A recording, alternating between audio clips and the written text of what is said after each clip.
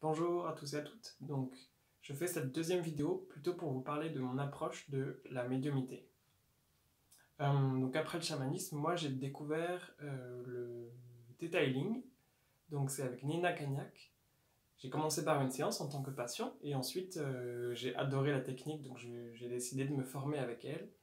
Et ce qui était très innovant pour moi avec le Theta Healing, c'était la capacité à vraiment aller creuser les sujets vraiment très très profondément et rapidement.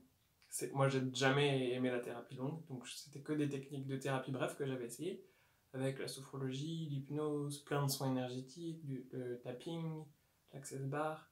J'avais essayé beaucoup de choses pour travailler sur moi, et la découverte du Theta Healing, ça a été vraiment comme une explosion de oh waouh, cette technique elle est fascinante, elle est extrêmement rapide, moi j'aime bien quand ça va vite, et puis ça dépote. C'est le thérapeute qui est en état de conscience modifié, il induit ça mais de façon toute douce chez le patient, et ensuite il va, parce qu'il est en état de conscience modifié et qu'il a accès à beaucoup d'informations, avoir des réponses accélérées sur tous les processus du patient, et pouvoir l'accompagner à creuser les points qui sont les plus compliqués dans son inconscient, que ce soit énergétique, que ce soit inconscient, que ce soit symbolique, que ce soit dans cette vie, que ce soit dans d'autres vies, ou que ce soit euh, sur la lignée, comme ça arrive souvent en énergétique. Euh, Moi j'aime bien la médiumité, et ma technique un peu favorite c'est la canalisation. Donc j'avais découvert des canalisations avec d'autres personnes il y a longtemps, et je m'étais dit ce sera bien, mais enfin, voilà, j'aimerais bien pouvoir faire ça, mais j'en suis pas capable. Et en fait le Theta Healing, ça a nettoyé tellement de croyances limitantes qu'en fait ça a libéré mon potentiel, et ça a surtout libéré toutes les peurs qui m'empêchaient de faire les choses.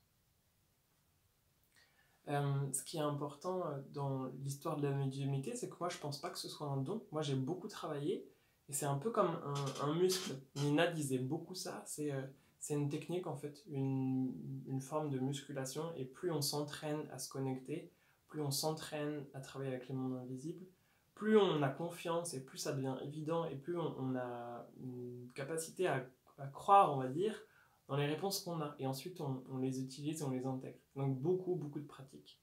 Vraiment, moi je crois pas que ce soit des dons, j'ai travaillé beaucoup pour avoir cette capacité, et c'est ce que j'aime transmettre aux autres ensuite.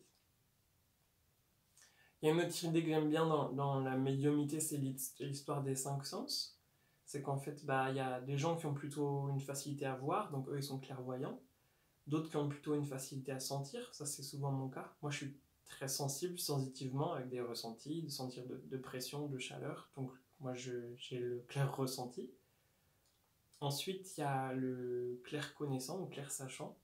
Ces personnes-là, en fait, elles n'entendent pas, elles ne voient pas, elles ne sentent pas, mais elles ont quand même des flux d'informations qui les remplissent, et donc elles ont une information qui vient.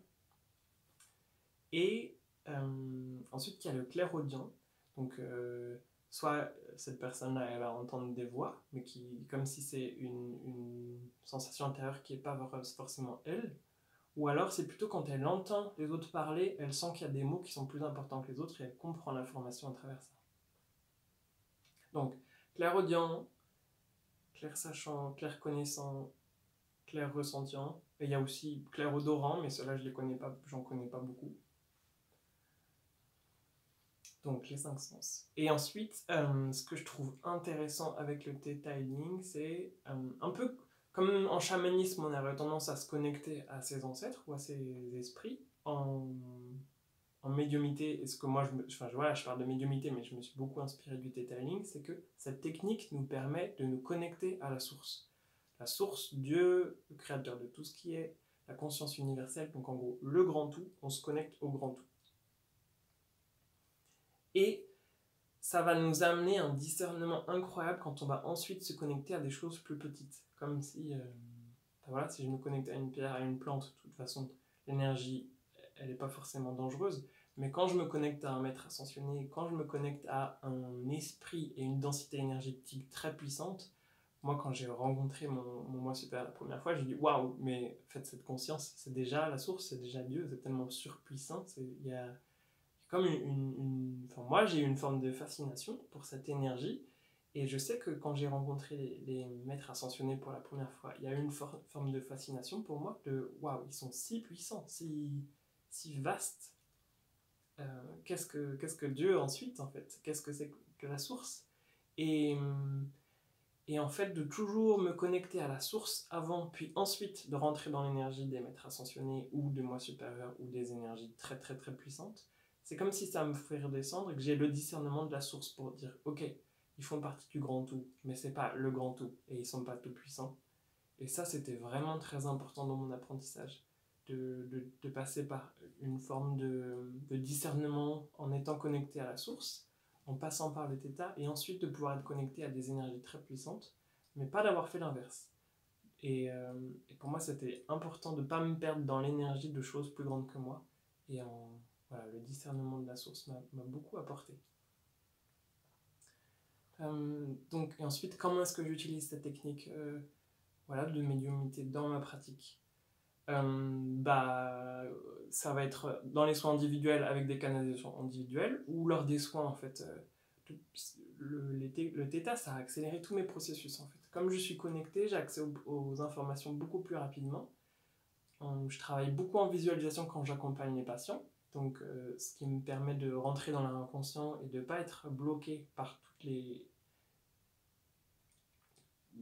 par le mental ou par l'esprit en fait, qui aurait tendance à avoir beaucoup de réticence et qui peut bloquer parfois.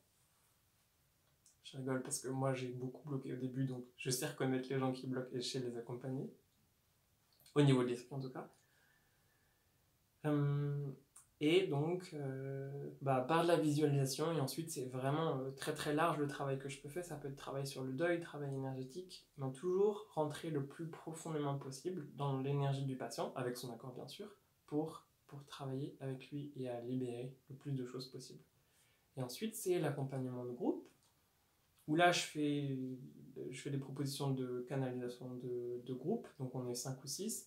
Je parle de soirée canalisation et questions-réponses avec le moi supérieur, donc moi je me connecte à l'énergie du groupe, je me connecte à mon moi supérieur, je me connecte au moi supérieur des autres. Les patients posent des questions et leur moi supérieur répond, mais c'est moi qui ai l'information et je vais la traduire. Ensuite il y a les soins collectifs où on fait tous des canalisations en même temps pour le groupe. Et puis en septembre, voilà, la formation au monde invisible où ça va être exactement ça. Tout ce que j'ai appris ces dernières années, je vais le transmettre pour permettre aux gens de se connecter eux aussi au monde invisible. Voilà, ça c'était la vidéo pour parler un peu plus de cette approche de qu'est-ce que c'est que la médiumnité ou comment moi je le travaille. Et la prochaine vidéo, c'est le pont entre médiumnité et chamanisme. A tout de suite!